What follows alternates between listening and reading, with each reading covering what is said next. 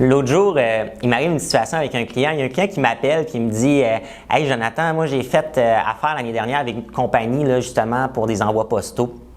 Puis il arrive puis il me dit Est-ce que ça marche encore aujourd'hui, ça, les envois postaux et tout ça?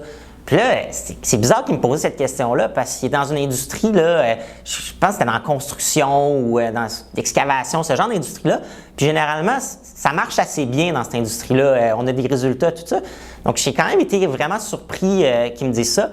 Fait que j'ai dit, OK, mais as-tu des preuves de dépôt? As-tu preuve de quoi que ce soit? Il dit, écoute, Jonathan, il dit, j'ai parlé avec l'imprimeur, puis l'imprimeur m'a rien donné. Comment ça qu'il t'a rien donné? Il dit, non, il m'a rien donné. Il m'a dit, oui, ça a été déposé, tout ça, mais j'ai eu zéro résultat.